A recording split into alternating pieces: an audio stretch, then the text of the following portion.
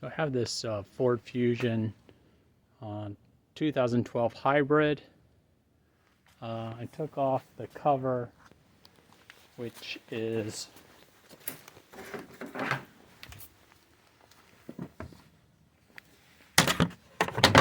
this part. Just pulls off. It just pulls off from here. You can see right there and there and there. There's some. Here's another one where that just snaps down into. It's a 2012 Ford Fusion hybrid, and I got a 0130 reading on my ODB2's ODB scanner, and what I had to do was pull out the sensor, which goes into this hole right here. I'm gonna put the camera in there to get a better record of what that looks like. I already took the sensor out. This is the upper sensor, and I'm looking. This here is where it came out of, right here, this hole. This looks like the lower sensor down here. So you have two sensors, and the lower one connects there. So I guess I could easily replace that from the top if I have to replace the bottom sensor as well. This is the bottom sensor right there, this lower. You can see it sticking out there. And I'm just going to take a peek into that hole in the engine. That's it right there. I have I think it's 115,000 miles on this car, and I've never had this replaced before. However, they say you should replace it every 40,000 miles. I think that's what the recommendation is to get maximum fuel efficiency for your vehicle. So I'm going to go ahead and replace the upper one and see if that solves the problem with the engine light. If it doesn't, now I can see that I can actually do the lower sensor as well fairly easily from the top.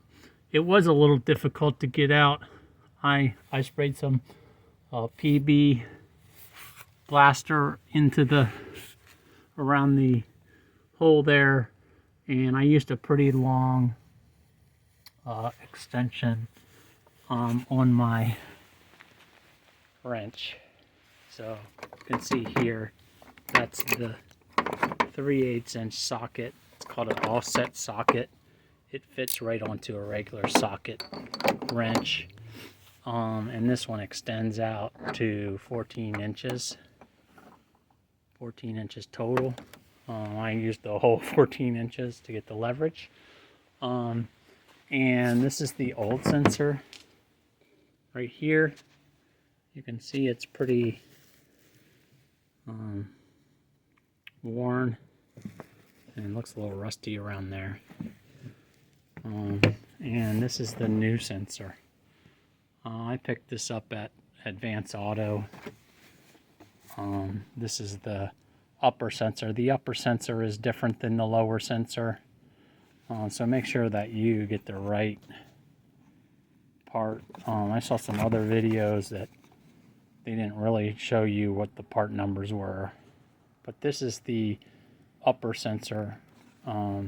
It's a little more expensive than the lower sensor. I think I paid about $100 for the sensor. I saw some as low as $20 online. I wasn't sure if it was the exact same thing, so I went ahead and bought it at the auto parts store for the higher price. If I was patient, I probably could have gotten the $20 sensor, and my guess is it worked just as good. You have to pull out this section here and then wiggle this part out, and then it just unplugs from the plug. And then once you get it unplugged, you can use the socket wrench set. I picked this up at Advance Auto. they made me put a deposit for $30 to keep this, and I can return it. It's a used set. They charged me the $30 if I don't return it. They said I had 90 days to return the set. So I'm just doing this. I just bought it today. I'm doing this tonight. Hopefully I'll get it done. I still got to put this in. This little plastic is just for protection. It comes off. And once it comes off, so I'm just going to set the camera down for a minute and show you how that comes off. So it just pops off the end of the sensor. There's the new sensor. It's got a little gasket there. Even has a little bit of gasket. The lube there on the threads to make sure it stays tight. So now I'm just going to take this over to the car, and I'm going to place this into the hole, and it's very careful. Be very careful. You want to put it in straight. Make sure it threads properly. Otherwise you could tear the threads up. And once it gets threaded,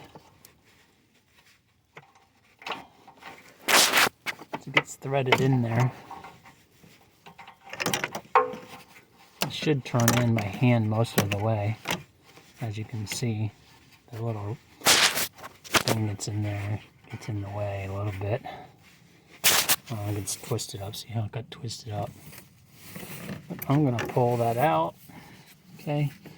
And this is going to go down and plug into this plug right there.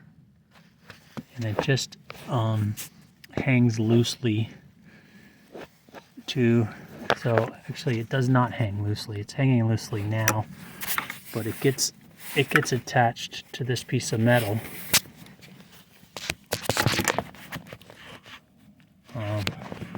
Sorry about the blurriness. I don't know why it's so blurry.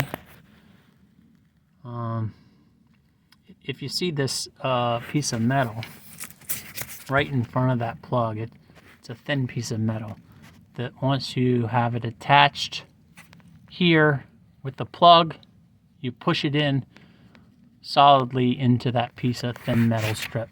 Let me see if I can get the phone in there. Give you a visual.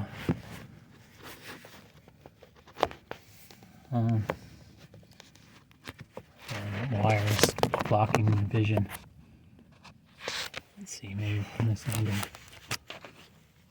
No, not really visual. Good visual. But there is, I'll show you once it's done. Just below this plug on the left side, once that's plugged in, it will attach to this thin piece of metal to its right. You'll see more clearly once it's attached. So right now I'm going to tighten up this with the socket. So let's see if I can set that in a way that you can see.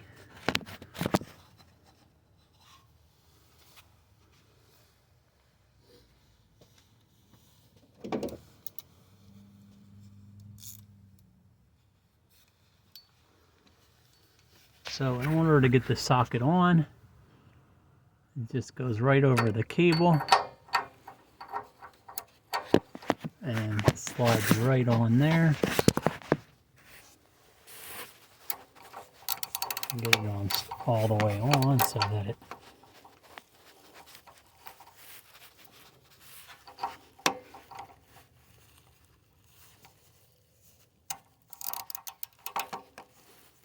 and it tightens to the right. So in this position, I'm pulling the socket to me to tighten it.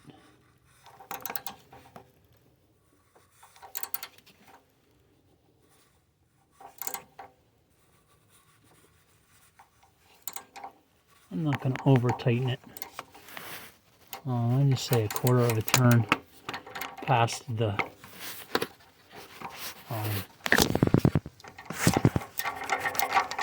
tight position, and there's a little friction there, so you gotta kind of wiggle it off to get it off.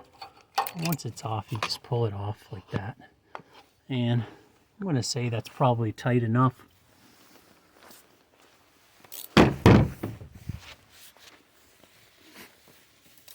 Maybe some torque setting that they want you to tighten it to. I'm using basically like a spark plug type. I'm not going to overdo it, but this runs now underneath these two pipes like this here, and it plugs into this piece right here. So I'm going to have to put the phone down in order to do this. Probably not going to be able to see what I'm doing, but once it's plugged in,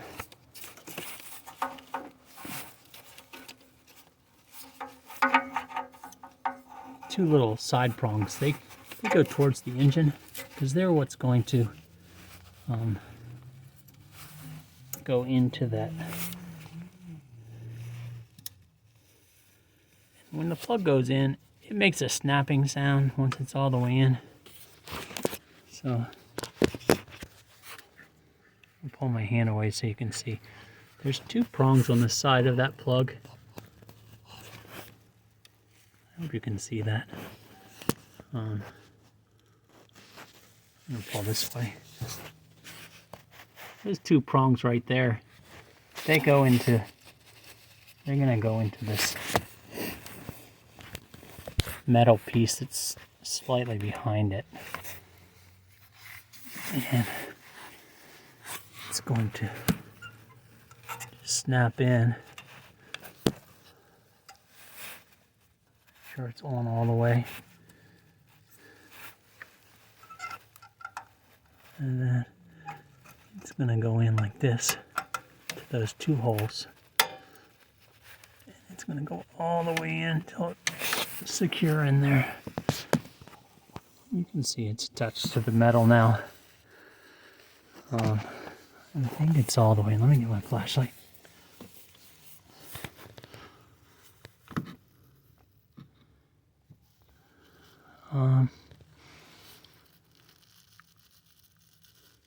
Yeah, I think it's all the way in now. Snapped on tight. Let me try and get it in a little bit tighter in the front.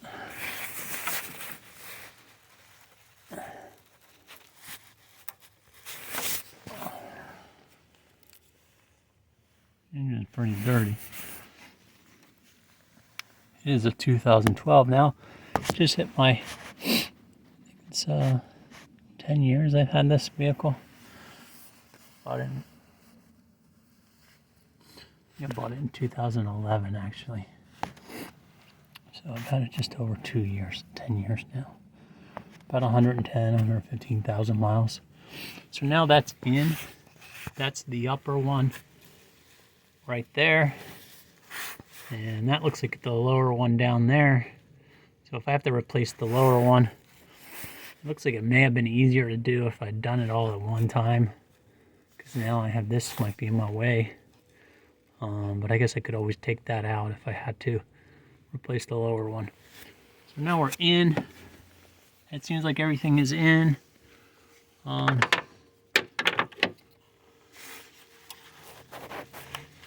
think I'm wondering maybe it should have gone on the outside of this. I'm gonna just leave it like that, and hopefully that's good enough. I don't know if it's supposed to wrap around the outside of those tubes right here, but I got it on the inside, which I think is where it was, but I'm not 100% sure. So right now, what we're gonna do is we're gonna put the cover back on.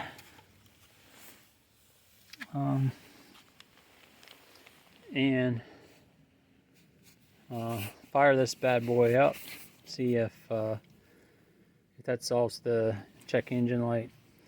And I just want to say it's 10 years old, that There's actually two coolant reservoirs. There's one here. This is the engine coolant for the radiator, which is right there. But there's a second one right here. Right here. So when you do your radiator coolant, you want to do both of those, fill them up. My heat actually had stopped working, and I realized that was low. We were getting a squishing sound in the cabin, and found that the radiator coolant was very low. But I filled it up, and it seems to be good. It's been a few weeks now. I haven't had any more issues. Knock on wood. So I'm going to pause now, and I'm going to put the cover back on, this cover here. Actually, I'll just put it on while you're here, and we'll see if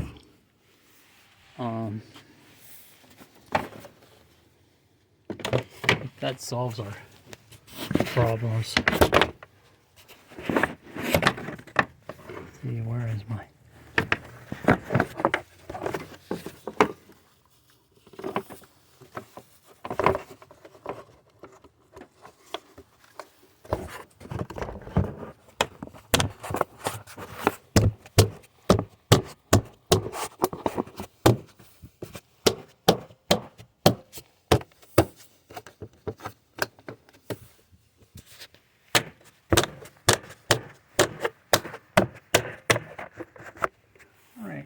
So now you see that cover on, and right behind there is where those sensors are, right down in there. Just easier to pull that cover off. It just pops right off. And I'm going to pause now, close the engine, and we'll get the car started up.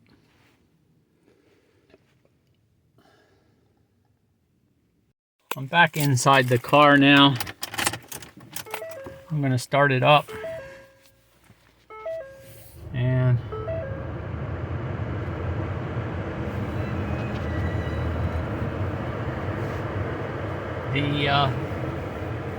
normally the check engine light is on right here, and actually I think it's down here, and with the new sensor in, without even resetting it, looks like the check engine sensor light has now gone off automatically. So I'm just going to take a spin in the car.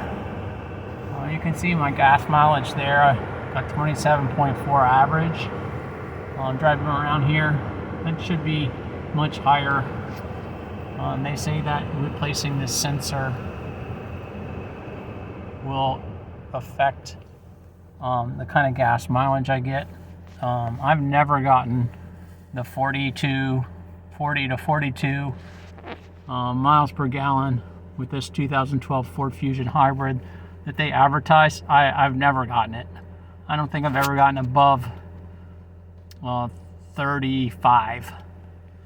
I'm in Northern Virginia, in DC area, so it's a lot of stop-start traffic. I should be getting much better mileage from this vehicle based on what they advertised. I'm going to pause it. I'm going to take the car for a spin, and we'll see how it works. So I've been driving now for about 10 minutes. You can see the car was cold. Didn't get very good gas mileage at all, but I think that's normal.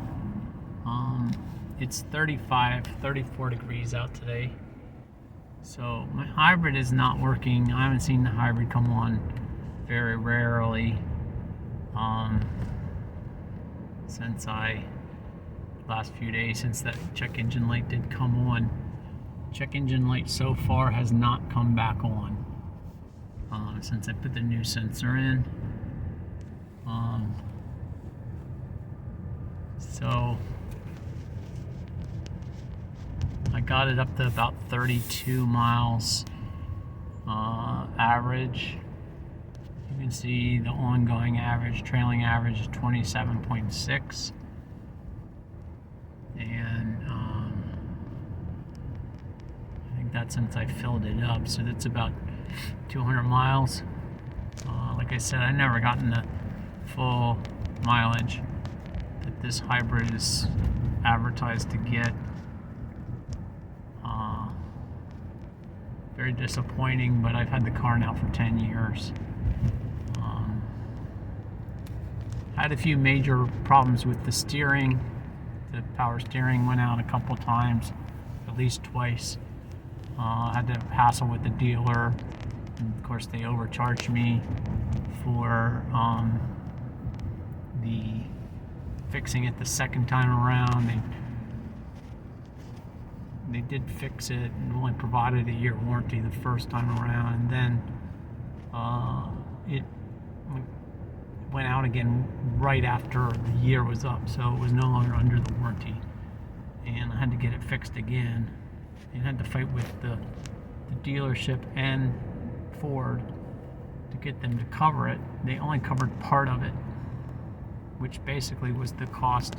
What I had to pay would have been what I would have had to pay somewhere else to get the whole thing fixed. Really was a disappointment and left a really bad impression on me for Ford vehicles, to the extent that I will probably not buy a Ford vehicle ever again. So I have been driving for another 5-10 minutes, and it looks like once the car warmed up, I got it up to 40 miles per gallon. On average, for the last 10 minutes, I've been driving pretty slow, but I drove around the neighborhood and hit that 40 mark. That's a promising sign. Let's see what happens in the next couple weeks with the replacement of the sensor. Maybe the sensor was always what was causing the low mileage from the beginning. I bought this car. I know my driving might have impacted it, but like I said, I never got more than, I think, 35 miles to the gallon on average in this car.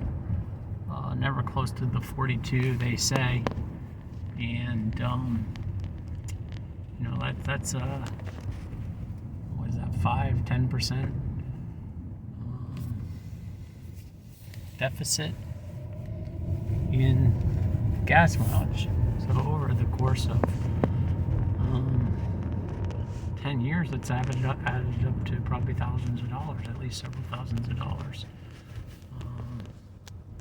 which is a big disappointment.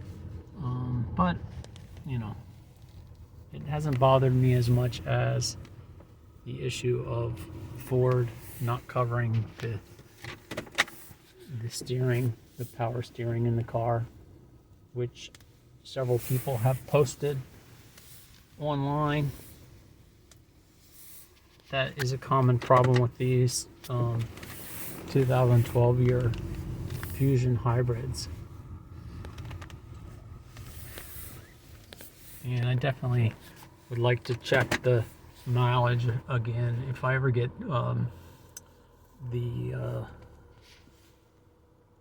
another hybrid to check and see. You can see there my average driving was about 27.1 before I replaced the